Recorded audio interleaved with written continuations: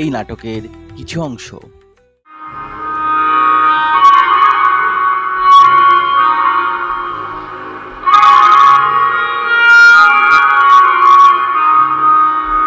কোথাও কোনো ছায়া নেই, শুধু দম বন্ধ করা এক একটি খোপে মানুষ নামে এক একটি যন্ত্র থাকে। যন্ত্র যন্ত্র সা রে গা মা, শব্দ সুর। সুর কোথায়? সভ্যতা? সভ্যতার একেবারে সমাধি হয়ে গেছে হে তাত্ত্বিক। এ তোমার মন গড়া অসার বিশ্বাস, এক স্থবির সংলাপ। আমি তাত্ত্বিক নই দিদি ভাই। হ্যাঁ, অভিজ্ঞতার ভান্ডার বলতে পারিস। তুই তো খরস্রোতা। সুর তো তরঙ্গে, সেই সুরকে কি হত্যা করা যায়? কতবার বলেছি তোকে। সে তো তুমি কত কথাই বলেছ অনর্গল, কেউ না থাকলেও একা একাই বলো। আমি জানতাম বনানি তুমি আমাকে ছেড়ে যাবে না, সব সময় আমার কাছে থাকবে ছুঁয়ে ছুঁয়ে। পাপা নানি চলে যেতে পাগলের মতো কেঁদেছিল। এখন পাপা না তোমাকে নিয়ে একটা কথাও বলে না। কেমন রাশভারী হয়ে গেছে, ছেলে মানুষই ভাবটাই চলে গেছে। পাপানকে একটু বোঝো, ওর ভীষণ কাজের চাপ। নদীর সঙ্গেও পাপানের একটা দূরত্ব তৈরি হয়েছে। নদীর কথা পাপানের শোনা দরকার, বোঝা দরকার। অনেকেই কয়েক মাস টাকা দিয়ে বন্ধ করে দেয়, তখন আবার কোর্টে দৌড়ি। তাহলে তো খুব মুশকিল।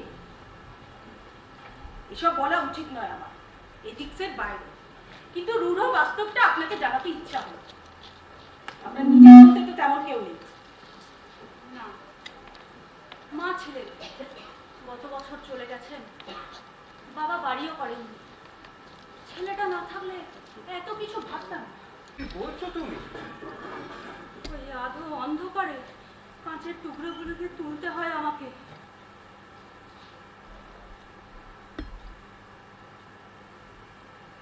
পড়াশোনায় খুব সাধারণ ছিলাম, দেখতেও সাধারণ। একটা টাকাও রোজগার করি না, ভালো করে কথাও বলতে পারি না। তিনকুলে কেউ নেই। না, তুমি কিন্তু এবার থরলি চেকআপটা করাবে। এই বাবা, তুমি একটা অ্যাপয়েন্টমেন্ট ফিক্স করো। না না, আমার শরীর একদম ঠিক আছে এলা। সমস্যাটা আমার মানসিক। মানসিক? হ্যাঁ বাবা, আমি আজকাল একটাও খুশি মুখ দেখতে পাই না।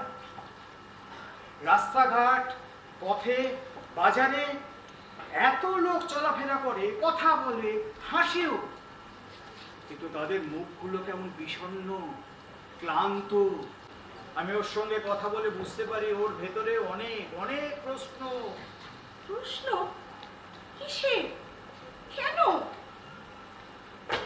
বাবা, ওকে ওর মতো করে বড় হতে দাও। তোমার জীবনের ব্যর্থতা, অপূর্ণতা ওর মধ্যে দেখতে চেও না, দিতে বিপরীত হবে। তোমাদের ঘুম ভাঙে কলকাতায়, রেলিং এর ঘুম ঘরে টুক করে কাঁদলো জল। কাজ শেষ হলো তোমার? হ্যাঁ, এই গানটা এই প্রথম শুনলাম। স্বাভাবিক, তুমি তো এসব গান শোনো না। সুরটা সুন্দর। হ্যাঁ, খুব সুন্দর। তোর বাবা ইয়ং বয়সে চিৎকার করে গান গায়, কি বেসুরো বাবারে বাবা। ওডি আমি ম্যাসিভ হার্ট অ্যাটাক, হাসপাতালে নিয়ে যাওয়ার সময়টুকু পাওয়া যায়।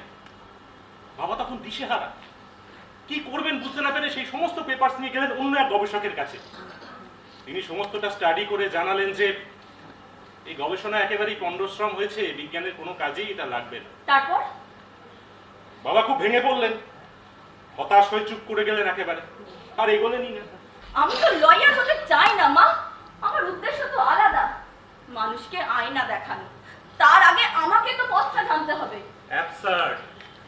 আচ্ছা, আজকের দিনে এটা খুব সহজ বলে তোমার মনে হয়? জানি সহজ নয় বাবা, তাই তো সত্যি খবরটা কারো কাছে পৌঁছায় না। আমি সেই চেষ্টাটাই করতে চাই। অন্তত নিরপেক্ষ থেকে সবটা প্রকাশ করার ইচ্ছাটা প্রবল থাকবে। নিঃশ্বাস নিতে পারছে না, ঘামে জবজবে, দৃষ্টি ঘোলাটে। ওর বাবা একটা কথাও বলছে না। আমি ডাক্তার ডাকি, উনি বললেন হাসপাতালে ভর্তি করাতে হবে, প্যানিক অ্যাটাক। আমাদের বাড়িতে কেন? বাচ্চাটা যদি আবার কিছু হয় খেই পাবেন। মনে হয় রিঞ্জির বাড়ি ফিরতে চাইছে না। নদী, বনানী বলছিল একটু পরেই ভোর হবে। ভোর, নতুন ভোর। আনন্দ আনন্দ আনন্দ আনন্দ মোহন, আজ থেকে আমাদের নতুন দিন শুরু হবে। আজ থেকে সব দ্বিধা দ্বন্দ্ব সরিয়ে আমরা নতুন করে বাঁচবো দিদি ভাই, নতুন করে বাঁচবো। দাদা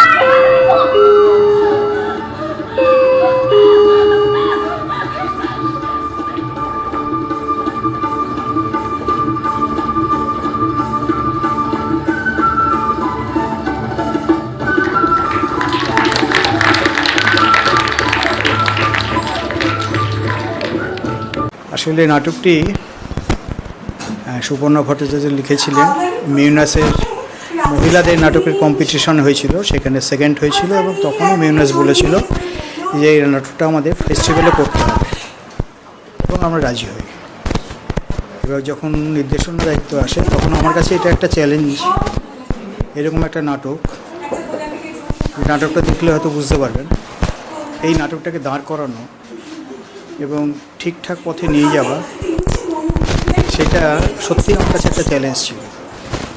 আর এই মনে হয়েছে নাটকটার প্রাসঙ্গিকতা এতটাই বেশি যে আজকাল চারিদিকে সমস্ত কিছু ধ্বংস হয়ে যাচ্ছে। মানে শুধু প্রাকৃতিক সম্পদ নয়, প্রাকৃতিক জিনিস নয়, মানবিক দিকগুলো ক্রমশ অধঃপতন থেকে বিনষ্ট হয়ে যাচ্ছে। সেই জায়গা থেকে নাটকের প্রয়োজনীয়তা আছে এবং এই নাটকটা সবার কাছে পৌঁছে দেওয়া দরকার মনে হচ্ছে, সেই হিসেবে আমরা নাটকটা করছি। নাটকটা লেখার সময় আমি মাথায় রেখেছিলাম আমার বর্তমান প্রজন্ম সম্বন্ধে। বর্তমান প্রজন্মকে ভাবাতে চেয়েছি বর্তমান অবস্থাটা কেমন।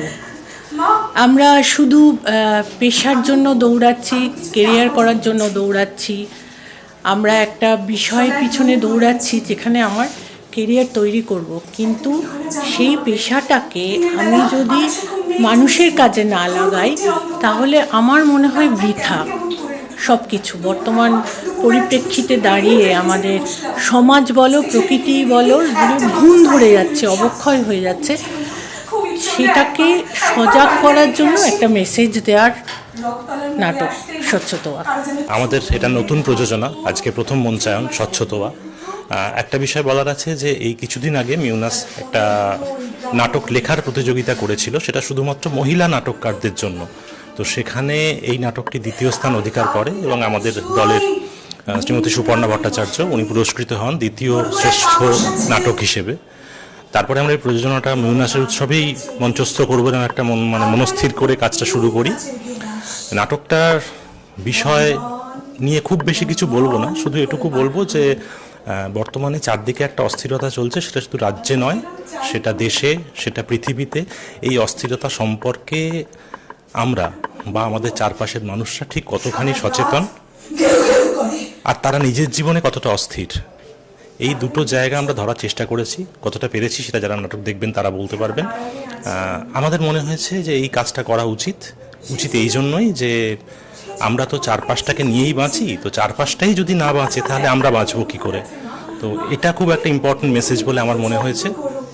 দেখি কি রিয়াকশনস পাই, কারণ প্রথম শোয়ের আগে সবারই একটু চিন্তা থাকে, আমাদেরও আছে যে কেমনভাবে অডিয়েন্স অ্যাকসেপ্ট করবে। এটুকু। আর মিউনাসকে একটা অসংখ্য ধন্যবাদ, কারণ মিউনাসের দুটি উদ্যোগের জন্য একটি নাটকের জন্ম এবং তার মঞ্চায়ন ঘটলো। সেই জন্য মিউনাস এবং উৎসবটাকে এবং মিউনাসের সবাইকে আমাদের অঙ্গনের তরফ থেকে আন্তরিক শুভেচ্ছা এবং অভিনন্দন। অসাধারণ। আমরা প্রথম প্রযোজনা বোঝাই তো যায় না, হয়তো অনেকগুলো শো হয়েছে কিন্তু কখনো বিশ্বাস হয় না যেটা প্রথম প্রযোজনা। প্রত্যেকে ভালো অভিনয় করছেন, সাবজেক্টও ভীষণ ভালো। মানে নাট্য উৎসবে যে মানে এরা অনেকটা মাত্রা বাড়িয়ে দিচ্ছে, মানে সত্যি সম্মানীয় এরা প্রত্যেকেই, ভীষণ ভালো, ভীষণ ভালো। মনস্তাত্ত্বিক ব্যাপার আছে এর মধ্যে, যথেষ্ট সুন্দর নাটক। আর প্রথম প্রযোজনা তো বলতে নেই, কারো কোনো খুঁত ধরা পড়লো না, কোনো কিছু ধরা পড়লো না, কম্প্যাক্ট ব্যাপারটা হয়েছে, খুব সুন্দর, খুব ভালো। মানে একেবারে মনস্তাত্ত্বিক নাটক দেখতে এমনিতে আমি পছন্দ করি, আর তার মধ্যে এই জিনিসটা পেয়েছি বলে আরও মনটাকে কেড়ে নিয়েছে। মানে ওই যে পুরস্কৃত হয়েছে নাটকটা, একটা অ্যাওয়ার্ড পেয়েছে, পাওয়ার মতন, খুব সুন্দর, খুব ভালো। আমি খুবই খুশি হয়েছি দেখে আর কি। খুব ভালো, মানে মানে নাটকটা যেটা এই মুহূর্তে দেখলাম, খুব ভালো স্বচ্ছতা, খুব ভালো অভিনয় করেছে, খুব ভালো লেখা নাটক একটা। খুব ভালো লাগলো। আর নাটক মানেই তো আমাদের মানুষকে একটা মেসেজ দেয়া, সমাজের কাছে মেসেজ দেয়া। তা আমি প্রথম থেকে যে কটা নাটকে দেখছি সব কিছুর মধ্যেই একটা বক্তব্য রয়েছে, আমাদের সমাজের প্রতি একটা বক্তব্য রয়েছে। খুব ভালো অভিনয় করেছে এবং ওদের এটা বলছে যে প্রথম মানে স্টেজ আর কি, তো সেই তুলনাতে খুব সুন্দর আর কি লাগলো আর কি।